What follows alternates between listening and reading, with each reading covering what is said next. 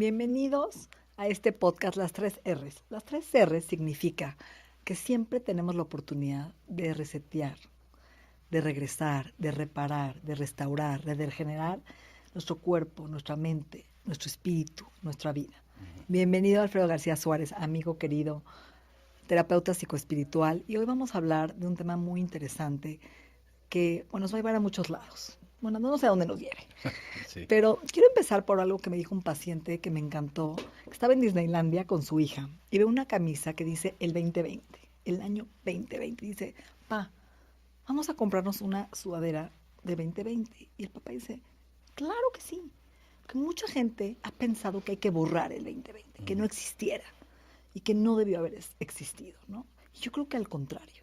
Creo que tener una sudadera, casi tatuarnos el 2020 nos enseña el valor que tiene el yin y yang, la negrura y la luz. Poder valorar la vida cuando tocas, ¿no? Esas carencias, esos dolores, toda esta problemática, cuando tu vida de alguna forma vive frustraciones y estás en pausa, creo que te hace valorar más lo que sí tienes. ¿Qué opinas de esto?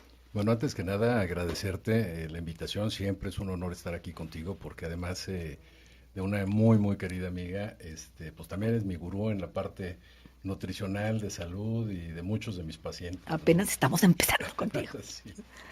Pero bueno, mira, sí, este es un tema muy, muy, muy interesante porque eh, hay pacientes que de repente me dicen, oye, a través de la hipnosis, tú podrías borrarme la memoria de lo feo que me pasó, de todo lo malo que me pasó.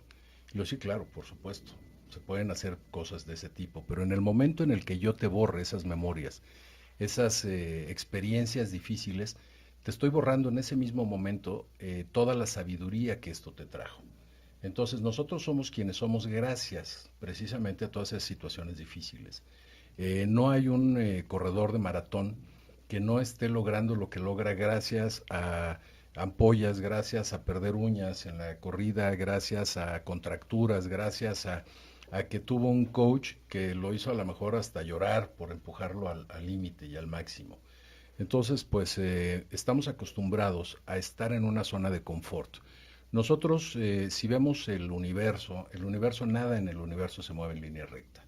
Todo se mueve ondulatoriamente, todo son frecuencias, todo va así, ves la naturaleza y en la naturaleza tenemos la primavera y tenemos el verano y el otoño y el invierno. Y no hay ningún árbol que yo conozca que por no tener hojas y estar feo aparentemente en invierno, se deprima o se suicide o ya no quiera hacer nada. Simplemente concentra su energía, se va hacia las raíces, hacia la savia, para prepararse justamente y en primavera brotar. Florecer. Nosotros vamos planitos, queremos que nuestra vida sea planita, que no tenga ni un bache, ni un chipote, ni un absolutamente nada. Entonces, si a nosotros, Dios, la naturaleza, el cosmos, como le quieras llamar, nos permitiera vivir como vivimos, seríamos absolutamente inútiles en nuestra vida porque no habríamos ganado experiencias a través de todas estas situaciones. Entonces, para poder salir de la zona de confort, el cuerpo te genera retos, ya sea retos de salud, ya sea retos intelectuales, y cuando estamos muy en la necia, pues la naturaleza nos ayuda, ¿no? Entonces, de esa manera podemos realmente ver cómo después de cada crisis, después de cada catarsis, después de cada enfermedad, somos más sabios, somos más empáticos, somos más inteligentes, más fuertes, más resistentes, etcétera, ¿no? Porque es una pregunta, ¿la gente cambia por voluntad, por libre albedrío o por crisis? Yo creo que muy poca gente, o sea, realmente muy poca gente cambia por voluntad. Hay gente que son buscadores natos, hay gente que desde siempre está buscando respuestas y desde siempre está buscando salir de su zona de confort. Hay una línea, los más ascéticos, digamos, dentro del hinduismo, dentro del budismo, que dicen que no puedes estar 3 días en ningún lugar porque te acostumbras, incluso ellos que están semidesnudos, que están con su tazón de arroz para que la gente buenamente les regale el arroz. Dicen que no puedes estar ni siquiera 3 días en esa esquina porque te acostumbras a la gente que te da el arroz, te acostumbras al rayo de sol, te acostumbras a la sombra, te acostumbras a todo. Entonces te dicen 3 días y muévete, porque si no te acostumbras. Entonces ellos no permiten entrar en esa zona de confort. Hay muy poca gente que dice, tengo que salirme de mi zona de confort constantemente, tengo que retarme constantemente. Es muy, muy poca gente. Y normalmente esa gente también tuvo un punto de quiebre en su vida. Pudo haber sido muy temprano en su infancia, pudo haber sido una situación difícil y pues bueno, esa situación los hizo que buscaran respuestas fuera de lo que les daban, porque no estaban conformes con eso. Y entonces, eh, los demás, pues bueno, normalmente esperamos a que la vida nos dé unas par de cachetadas para, para empezar a movernos, ¿no? Yo tuve particularmente una infancia complicada y sí sentía como una negrura, una nube negra, como un vacío los domingos, una depresión muy fuerte. Ujú. Y gracias a ese vacío, esa soledad, ese llanto, esa depresión, como que sentía que tenía todo y me sentía como culpable. ¿Por qué tengo todo y me siento tan jodida? ¿Por Ujú. qué tengo una familia y dinero y educación y no estoy feliz? Porque estaba percatándome de esa infelicidad que me Ujú. rodeaba. Y ahí fue cuando entré a un camino espiritual muy joven, dándome cuenta que el mundo no me da lo que yo necesito, que Ujú. siempre estoy poniendo afuera, que la gente me dé, ¿no? Y que me cambie el estado. Y ahí fue cuando fue el primer velo se llama el velo de la inconsciencia, que la felicidad no está afuera, ¿no? Ujú. Que siempre estás buscándolo en cambiar de ropa, cambiar de coche, cambiar de pareja, cambiar de cuerpo. Y cuando entras a un camino a tocar, ¿no? Esa insatisfacción, ese dolor y todo lo que viviste, creces y te das cuenta que tú eres la responsable de alguna forma de crear esa felicidad. ¿Y qué es felicidad? Porque no Ujú. es Sí, la absolutamente, felicidad, ¿no? claro. Entonces, ¿qué piensas de esto? Pues mira, yo creo que de alguna manera, digo, aquí ya si nos metemos en el campo de la física cuántica, nos metemos en este rollo Metafísico. metafísico, Sí, teológico sí, y sí. todo esto, podemos entender que nosotros lo que vemos no es sino un reflejo de la luz. Cuando no hay luz no nos vemos porque no existimos como físicos, sino como un cúmulo de frecuencias y energías, Energías. ¿no? Podríamos, pero ya es meternos un Sí. poquito demasiado en esto. Pero lo que sí, digamos, apoyando esta parte teológica o esta parte filosófica o incluso científica, no sé si alguno de ustedes se acuerdan en la escuela de este filósofo francés de hace alrededor de 400 años, Descartes, René Descartes, que decía luego, entonces primero pienso Luego y existo. luego existo. La física cuántica ha demostrado ahora, a través de irse a lo más pequeño, llegaron al átomo, rompieron el átomo, se dieron cuenta que los electrones que giran alrededor del núcleo es lo que nos hace tener esa ilusión de que estamos tocando un sólido, cuando en realidad lo que estamos tocando son estos Campos de campos de, energía. sí, y la distancia proporcional entre estos electrones y el núcleo es proporcionalmente mayor que la Tierra al Sol. Y dentro, pues bueno, te encuentras protones, neutrones, llegas al quantum y atrás del quantum no hay absolutamente nada, es información. Y entonces, algo que hace 170 años por ahí ya traía locos a los científicos, a los físicos cuánticos, era bueno, ¿por qué esa frecuencia, por qué esa información que está ahí se convierte en energía o en materia? ¿Qué es lo que hace que se conviertan en una o en otra cosa? Y decían, bueno, pues probablemente lo que esté cerca lo influye, una especie de magnetismo, una influencia fuerte. Si lo disparamos en un medio estéril, ¿qué sucede? Crearon una máquina, dispararon estas partículas, estas nanopartículas o esta información para ver en qué se convertía y el resultado no podía ser científico porque no lo podían repetir cada vez que diera el mismo resultado. Hasta que se dieron cuenta que el pensamiento del observador modificaba el experimento Total, y ahí demostraron científicamente que el pensamiento crea total. y lo que yo creo, lo creo. Que es famosa película de What the Bleep Do We Know, ¿no? Exactamente. Y entonces nos vamos un poquito allá a la parte teológica, vamos moviéndole ahí una sacudidita. Y dices, bueno, y en el principio Dios habló, era el caos y Dios habló. Y dijo su nombre. ¿Sí? Entonces dices, bueno, ¿qué es la voz? La voz no es más que aire que sale a través de los pulmones o por los pulmones a través de las cuerdas vocales, genera una frecuencia, una vibración, que al llegar a nuestros oídos, si ven ustedes una gráfica de cómo funciona el oído, hay un tamborcito, hay un martillito y es un golpeteo, y ese golpeteo es como una clave morse que nuestro cerebro, nuestro software lo traduce en ruido, en voz, en música, en lo que sea, pero esto es como funciona, son frecuencias. Entonces, el explicarle hace 10,000 años o más a gente que a lo mejor con trabajo se sabía contar los dedos, hablarle de un concepto de miles de millones de años o de nanopartículas o de todo esto hubiera sido imposible. Entonces, la mejor forma de decirles esto era, y Dios habló y dijo su nombre, y dijo yo soy, porque yo soy el que soy. Entonces, cuando dicen no uses el nombre de Dios en vano, se refieren al no soy, perdón, al Al yo yo soy. soy. Entonces, cada vez que tú utilizas con una connotación negativa el yo soy estúpido, yo soy un marrano, yo soy un flojo, yo soy, estás realmente decretando y moviendo, como decía por ahí. Colapsando, como dice. Exactamente. Y entonces ahí es donde entiendes que decía y Dios habló y después el verbo encarnó. ¿Qué es el verbo encarnó? Todo lo que él decretaba tomaba materia, tomaba carne. Acción. Y hágase la luz, y háganse los planetas, y háganse los animales. Y entonces nosotros decretamos, y si somos hechos a su imagen y a su semejanza, ahí está. Si tú dices, yo me salgo de la parte teológica y me voy a la parte científica, volvemos a los mismos experimentos. Si somos Una explosión. pensamiento antes de ser materia o energía, ese pensamiento es lo que está creando nuestro alrededor. Entonces, bueno, ya tomando estos puntos, regresamos a lo que tú me preguntabas. Nosotros desde antes de nacer nos pensamos y pensamos cuáles son las experiencias que tenemos que vivir. Y nosotros entramos en una especie de amnesia, pero toda la programación que dejamos desde antes ahí está. Total. Y por eso hay gente que tiene entrenadores sumamente difíciles, llámale padres, que son muy duros, que son muy terribles, que es una situación muy difícil la que vivimos, porque es justamente lo que necesitamos para empujarnos.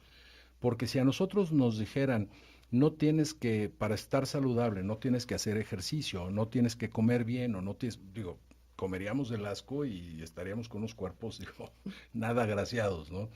Porque no nos empujaría nada. Entonces muchas veces dices, tengo que comer bien, ¿por qué? Porque mi cuerpo me está empezando a colapsar, está empezando a fallar en ciertas áreas, o tengo que hacer ejercicio porque ya me duelen las articulaciones, o porque mi corazón traigo la presión alta, o por algunas cosas que mi mismo cuerpo me está diciendo y me está empujando a hacerlo. Entonces, vamos, la vida es así, la vida te va dando lo que necesitas, no lo que quieres.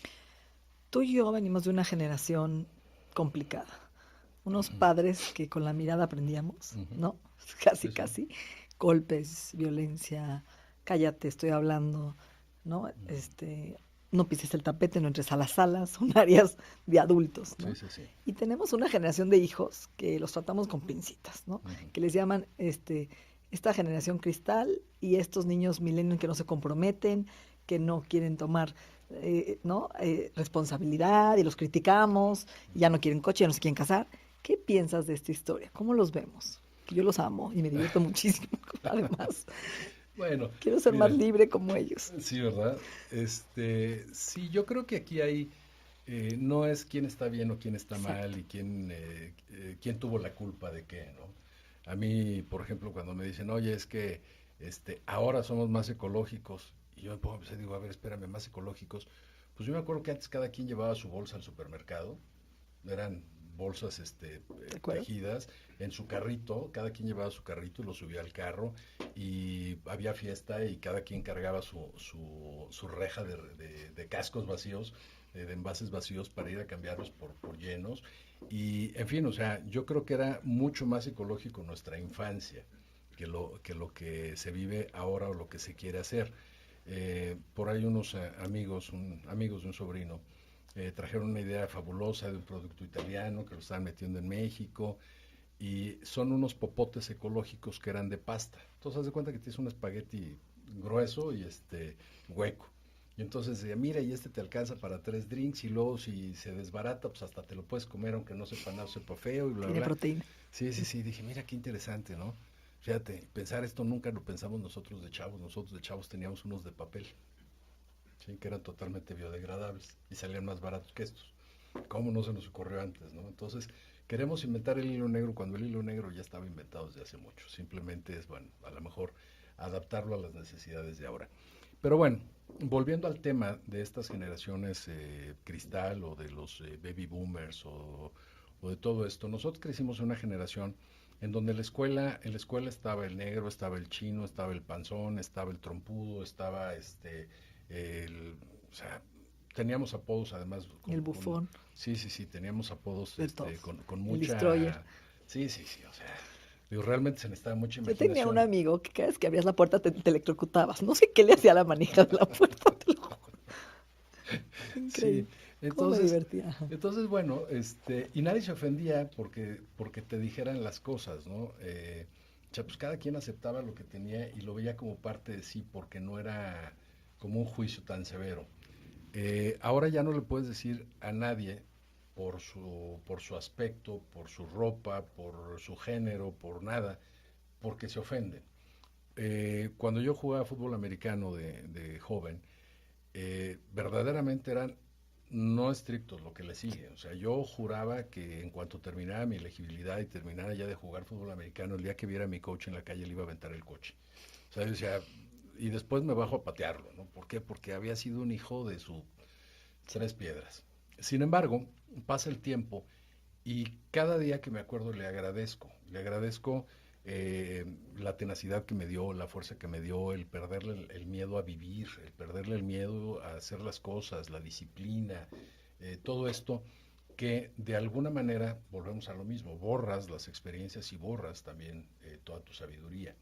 Entonces, agradezco esa parte. Me hubiera gustado que fuera diferente, sí. ¿Podía haberlo hecho diferente sin ser tan duro? Sí, probablemente sí. Sin embargo, cuando tú sueltas el péndulo de un lado, se va exactamente al otro extremo. Entonces, si fue muy dura esa generación, la otra va a ser demasiado blanda. Platicábamos antes de este hombre, no me acuerdo si es sheik o es rey o qué es en Dubái, pero a él le preguntaban de lo que había construido, toda la maravilla que ha construido en Dubái y cómo ha puesto a Dubái eh, pues, Primer mundo, en primer mundo, en todo. sí, en todos los aspectos. Y entonces él decía que hace 2 generaciones ganaban menos de $2 al día, la gente vivía con menos de $2 al día. Y decía, mi abuelo anduvo en camello, mi papá anduvo en camello, yo ando en Mercedes-Benz, mi hijo anda en Land Rover, probablemente mi nieto ande también en Land Rover y probablemente mi bisnieto ande en camello nuevamente. Decía, porque tiempos difíciles crean hombres fuertes crean tiempos fáciles crean hombres débiles y hombres débiles crean tiempos difíciles. Entonces, yo no juzgo si es bueno o es malo, lo único que me preocupa es qué va a pasar en la siguiente generación. Si todo es demasiado sensible, si todo es demasiado fácil, si todo es demasiado sin compromiso, ¿qué va a pasar después? O sea, ¿quién se va a comprometer? ¿Quién va a generar o va a fabricar bienes de capital? ¿Quién, digo, simplemente hijos? O sea, ¿quién va a poblar el mundo, ¿no? Entonces, volvemos a la parte de por qué nosotros cambiamos a esta generación. Porque al final de cuentas nos pueden decir, bueno, pues la generación de cristal es culpa de ustedes, porque ustedes los criaron así. Entonces dices, bueno, realmente no es culpa de nadie y nada es personal. Es una de las cosas que primero tenemos que entender en un matrimonio, en una relación de trabajo o en lo que quieran. Nadie actúa deliberadamente para fastidiar al otro. O sea, aunque crea que lo hace deliberadamente es por algo que traemos dentro. Tú no puedes sacar lo que no esté en tu corazón, digamos. Entonces, nosotros regularmente a través de nuestra pareja buscamos una pareja perfecta a través de la cual pueda sacar lo que no pude decirle a mis papás, lo que no pude enseñarles en el matrimonio porque yo era muy pequeño, porque no me hacían caso, porque tenía miedo, por lo que sea. Y entonces busco a esta pareja para poder zorrajarle en la cara todo lo que no pude decirle a mis padres. O para enseñarles a mis papás que vivían como perros y gatos, que mejor se hubieran divorciado, entonces yo me caso con alguien y yo sí me divorcio. O al revés, se divorciaron y yo digo, bueno, pues aunque sufrieran por amor a los hijos, tenían que haberse aguantado. Y entonces yo tengo un matrimonio pésimo, pero no me divorcio. Y mi excusa son los hijos. La realidad es que no son los hijos, porque a través de los hijos nosotros rescatamos a nuestro niño interior. Entonces lo que yo creo que me faltó a mí, se lo doy a mis hijos. Y si a mí no me dieron afecto físico, Pues yo esas voy a ser muy carencias las vas apapachón. compensando, pero Claro, pero es una sobrecompensación desbordada. exagerada, desbordada, porque no hay una lógica en el niño, digamos. El niño lo que cree que le hizo falta, si el niño dice, es que a mí me hizo falta que todos los días me dieran pastel de chocolate medio kilo. Y entonces el niño se queda con esa idea.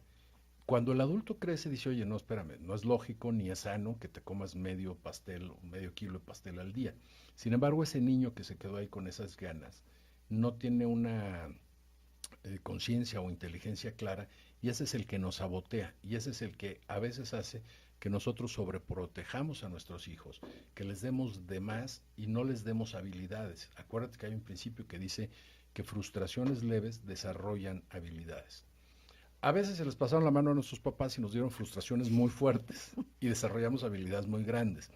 Pero así como la necesidad es la madre de todos los inventos, las frustraciones son esta llave, digamos, esta necesidad para poder generar estas habilidades, Estos cambios. estos cambios. Que la palabra responsibility está mal interpretada, ¿no?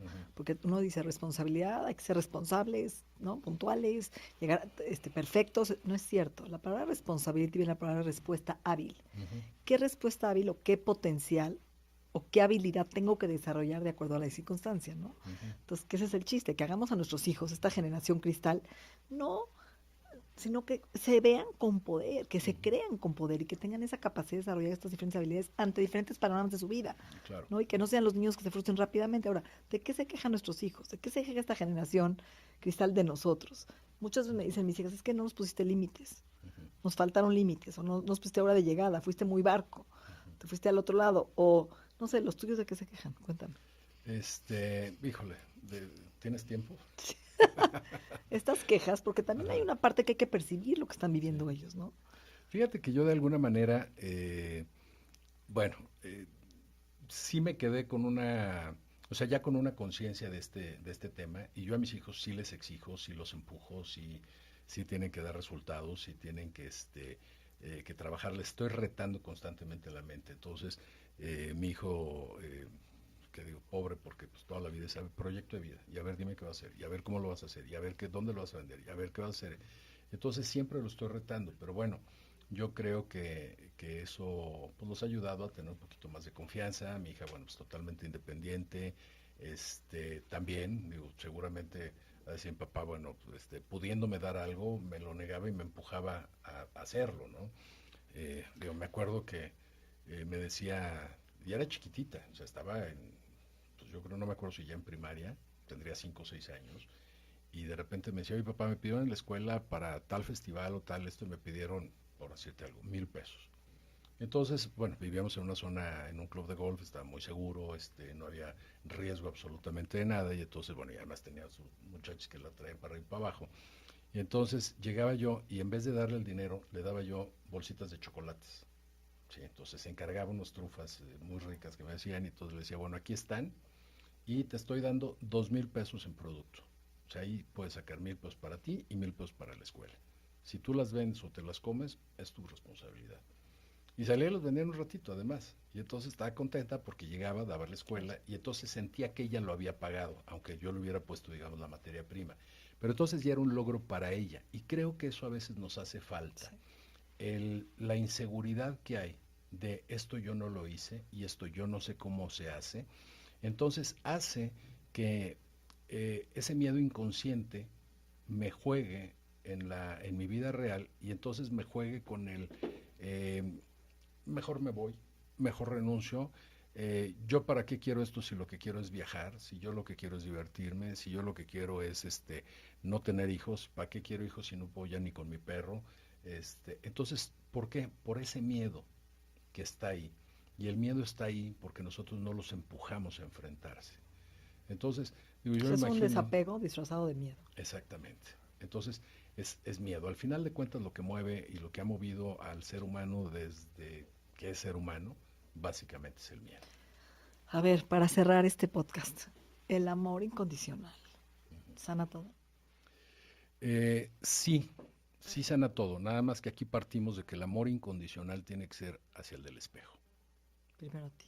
Claro, porque tú no puedes amar si tú no te amas. O sea, ¿cómo vas a amar a alguien si tú no sabes amarte? ¿O cómo vas a pedir que alguien te ame si tú no sabes amarte? O sea, la gente que llegue, es como cuando juegas un deporte, juegas tenis, y los jugadores de alto nivel tienen prohibido jugar con alguien que esté abajo de ellos. Tienen que jugar con alguien de su nivel o más arriba para poder eh, Claro. conservar su juego. Entonces, ¿qué sucede si tú estás vibrando en 2 o en 3 y pides a alguien de 10? Vamos a suponer que por pura suerte o por pura mala suerte del otro llegue y te ame. Cuando dice mis exigencias no son de 10, sino son de 3, él mismo va a bajar su nivel y te va a amar al nivel que tú le pides que te ame. Entonces, si tú realmente quieres que te amen y sueñas con un amor y todo, primero tienes que amarte, ponerte en este nivel, porque cuando tú amas a alguien, o sea, una de las preguntas que siempre le hago a mis pacientes cuando tienen este problema de falta de autoestima o porque sus relaciones han sido abusivas, etcétera, etcétera, le digo, bueno, si a tu hija alguien le faltara el respeto, si a tu hija alguien le quisiera pegar, si a tu hija sucediera alguna situación grave, ¿qué harías? Dice, no, me voy, le saco los ojos, lo mato, le hago todo. Le digo, bueno, exactamente cuando tú hagas eso mismo por la del espejo, te estás amando. Porque ahí te das cuenta que estás amando a tu hija y todo lo que haces porque la respeten, porque le den, porque la protejan, la cubran. Entonces, haz eso mismo por ti y en ese momento vas a tener tu autoestima y tu amor. Y cuando estés ahí, te vas a dar cuenta que no necesitas a nadie. Y cuando no necesites a nadie, estás en el momento perfecto para encontrar una pareja. Porque entonces vas a compartir. Y entonces vas a complementar. Y entonces la relación va a ser sinérgica. Y acuérdate que en una sinergia eh, la definición de sinergia es en donde el total es mayor que la suma de sus partes. Entonces 2 y 2 suman 8, no suman 4. Pones una macetita que vale 20 pesos, unas semillitas que valen 20 pesos, la suma de sus partes es 40. Pero cuando sale una orquídea vale 300, entonces 20 y 20 te dieron 300. Esa es la relación. Cuando una pareja saca lo mejor de ti y tú sacas lo mejor de tu pareja, hay sinergia. Cuando tú no dejas que tu pareja crezca, cuando no dejas que tu pareja sea feliz, cuando no dejas que tu pareja se realice, es una relación de ego, no de sinergia. Y desafortunadamente así nos han enseñado, así nos han crecido. ¿Sí? A tener relaciones de control, de poder. Si no es el machismo, ahora el otro extremo es el feminismo, nos damos por etiquetar. Antes decían, tenemos que aceptar a todos. Dice, perfecto, a mí me encanta la idea de aceptar a todo mundo. Pero ahora los que se salen y dicen, bueno, ahora queremos que nos acepten, pero ahora ya es LGT, dice, oye, espérame. Yo pensé que cuando decían aceptar a todo mundo era decir, somos seres humanos, no como antes en las solicitudes de trabajo en Estados Unidos que llegabas y te decían, blanco, caucásico, blanco, hispano, Asiático. latino, asiático, negro, o sea, te ponían como 8 diferentes para que le pusieras ahí en vez de decir, oye, ¿cuáles son tus calificaciones? O sea, no me importa de qué color eres, cuáles son tus calificaciones. Entonces yo siempre decía, quítenle nombres, pero no le pongan más.